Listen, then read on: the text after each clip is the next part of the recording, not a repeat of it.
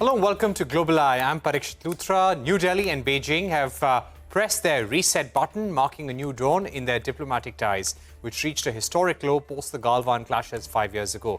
The Chinese foreign minister was in India earlier this week. He met Prime Minister Modi, External Affairs Minister Jaishankar and NSA Ajit Doval. We learned that Beijing has addressed India's concerns over curbs on rare earths, fertilizer exports from China. Prime Minister Modi will visit China later this month for the SCO summit. This reset in ties between the neighbors comes amidst Trump escalating his tariff offensive. India is staring at a 50% tariff on exports to the US from August 27. This includes a 25% penalty that Trump imposed on India after alleging that New Delhi was fueling Moscow's war machine by buying Russian oil. But the US is yet to act against India, which is the largest buyer of Russian oil. President Trump's top trade advisor, Peter Navarro, launched a fresh attack on India. This week, he said India does not need Russian oil and it is profiteering from the trade. He also accused India of being a laundromat for Kremlin. Navarro has long been a critic of India's trade policies and even termed New Delhi the Maharaja of tariffs. Meanwhile, China's ambassador to India attacked the US, saying silence and compromise only emboldens the bully. He went on to say that China will firmly stand with India and uphold the multilateral trading system with the World Trading Organization. The United States has imposed tariffs of up to 50% on India and even threatened for more. China firmly opposes it. In the face of such acts, silence or compromise only emboldens the bully. China will firmly stand with India to uphold the multilateral trading system with the World Trade Organization at its core. To take this forward, I'm now joined by strategic affairs expert Zorawar Daulat Singh. He's also the author of Power Shift, India-China Relations in a Multipolar World. Thank you very much for joining us on the show today. Zorawar, let me begin by asking you, how do you see this statement? Is this a significant change from the past with the Chinese saying that we stand by India in this hour of crisis? So, if there was any doubt that this, the neoliberal phase of globalization of a borderless trading system, I think that's completely been upended in the last few months. The writing was on the wall even before Trump comes to office. So what we're really seeing is a complete turning of the tables. The global south, even though China's economy is, of course, infinitely larger and much more expansive than India, there is we are certainly seeing now a commonality of interest, because what we're seeing from the United States, the targeting of this of tariffs, which is intended to bring back production capacities to the United States, is aimed at every major economy. Ironically, India is the one which has the least amount anyway to offshore. If anything, we are trying to bring back production and play a bigger role in supply chain. So I think the pressure on India is more severe, and the pushback that India needs to do now, from restructuring its economic model to, in fact, resetting its entire foreign policy. I mean, just look at the reset with India-China relations.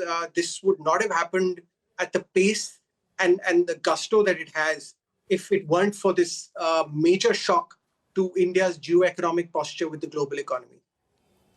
Right.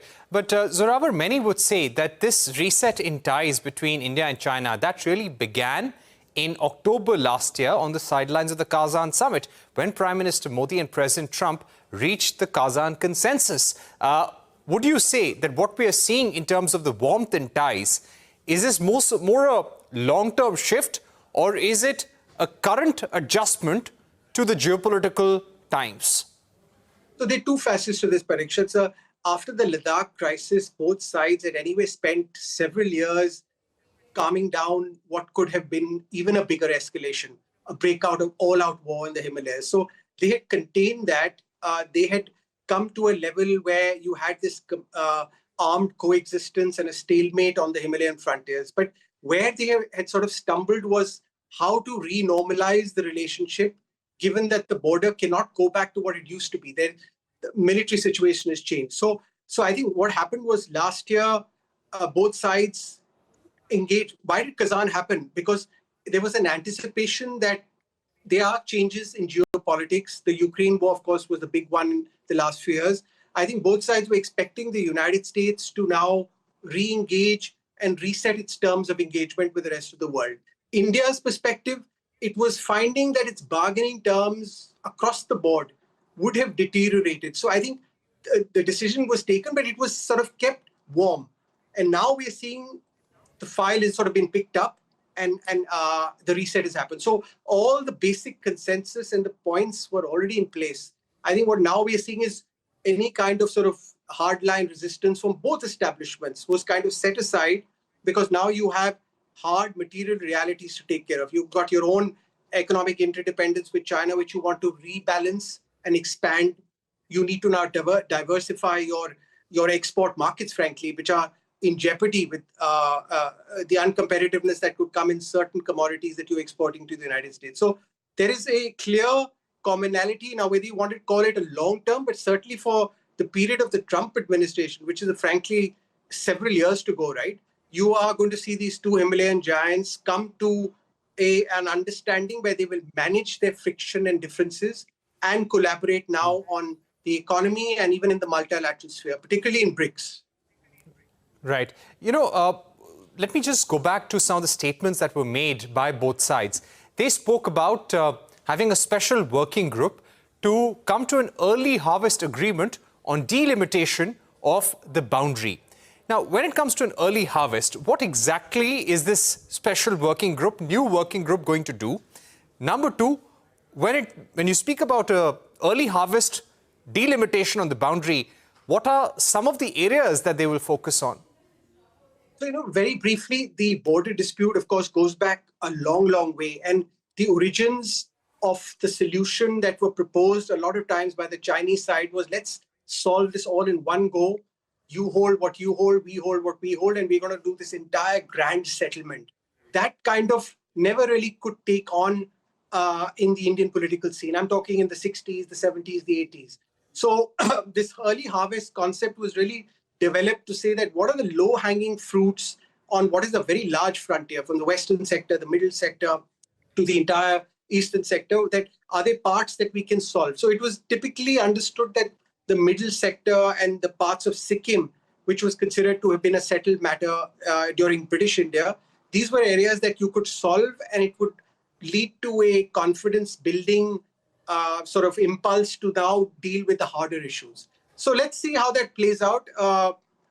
As far as the delimitation, demarcation, I think what we're really seeing now is that, this idea that before all this, everything was about, can we get back to the old arrangements that existed before 2020, that you had these both sides jostling for tactical advantage in undefined areas, in the gray zones, because there are a lot of disputed pockets. So I think what we are now seeing, there's a new chapter where even border management will undergo an overhaul.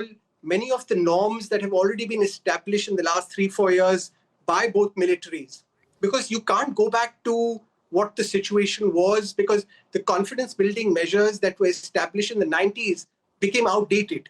So I see a stability on the front more, but in far as settling the entire boundary dispute is a much, much longer endeavor at play. Right. Now, when it finally comes to economic ties, there are a lot of voices in the Indian industry which say that Press Note 3 should be revisited. Chinese investments should be allowed in areas automatically, which are not sensitive, which are not strategic, but are very important for our interests. Do you think such changes will happen during Prime Minister's visit to Tianjin for the SCO summit? And what will be our larger message there? So there's no doubt that the decision taken in 2020 to kind of have this blanket blockade on economic engagement with China, as far as doesn't relate to pure trade, was a crude measure. Now, it found legitimacy in the breakdown of the crisis in the border. But once that subsides, I think that whole concept becomes it's too crude an instrument, because you're denying yourself access to what could be multiple sectoral engagements that can happen. And if you want to eventually do this Atmanirbhar, you want to create domestic supply chains, you want to enter into new supply chains, you have to have Chinese investment coming into India. So I think there is a growing consensus in India that this in the establishment, in the policy-making groups, that this now needs to be overhauled with a new framework. Now, what that will be, I think we're seeing partly a little bit of bureaucratic inertia because everyone's looking at each other on what is going to be that new blueprint.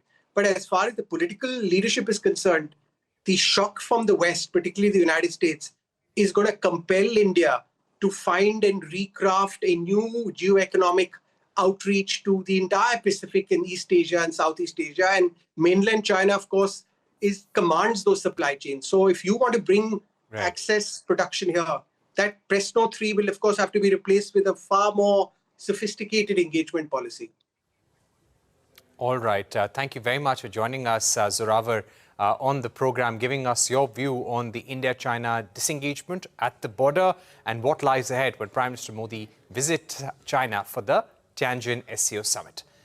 We're taking a short break, but don't go anywhere. When we return, we get you an exclusive interview with Rajiv Bajaj of Bajaj Auto, who speaks about resuming Chetak deliveries in the backdrop of rare earth shipments arriving from China.